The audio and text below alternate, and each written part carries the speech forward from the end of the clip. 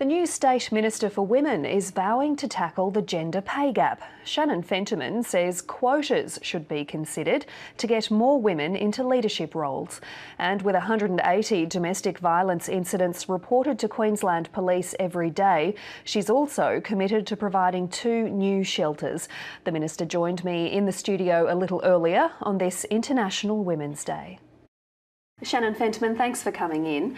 As the Minister for Women, what's your top priority this term? Thanks, Jess. One of my top priorities will be to work with the Premier to implement the recommendations from the Task Force into Domestic and Family Violence that was handed down last weekend by Dame Quentin Bryce. I want to make sure that at the end of my 3-year term as Minister for Women, less women are living in fear and they have the support and shelter they need when they seek help. I'm also keen to work with my colleagues to tackle the gender pay gap. We've struck a 10-year high in Australia, and we need to be asking the question, why are men who are doing the same work as women being paid more? Let's talk about the Domestic Violence Task Force report. There's 140 recommendations in there. Can you commit to any one of those specifically tonight? Well, the number one recommendation in that task force report is to have a strategy for tackling domestic and family violence. So that will be the first thing that our government looks at, is putting in place a strategy. We are the only jurisdiction in Australia without a plan to tackle domestic and family violence. So we are absolutely committed to doing that straight away. But you can't say that the whole report will be adopted lock, stock and barrel? Well, it's obviously a priority for this government. We are putting in place a government response, which the Premier has announced will come down in June.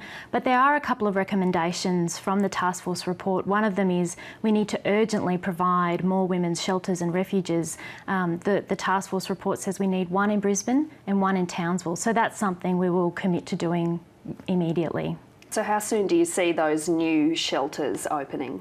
Well, I'll be working with the Premier and my colleagues to make sure that we've got those shelters and refuges there for women who need that support. How do you address the gender pay gap? But I think it's about making sure we've got women in leadership positions across the board. I read an article yesterday that we have more men called Peter running our top 200 companies than we have women running our companies.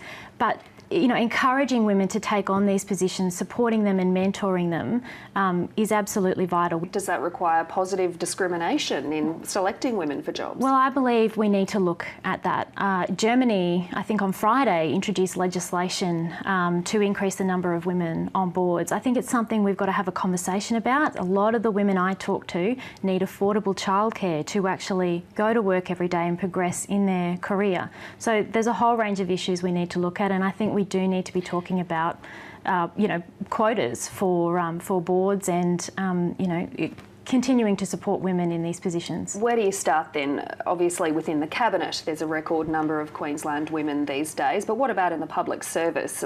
Directors General, for example, are there an equitable number of women in those top jobs? We've got to do a better job across government and industry and in the community sector. And I want to work with business and the community to make sure we've got more women in leadership positions. Minister, appreciate your time. Thanks, Jessica, and happy International Women's Day.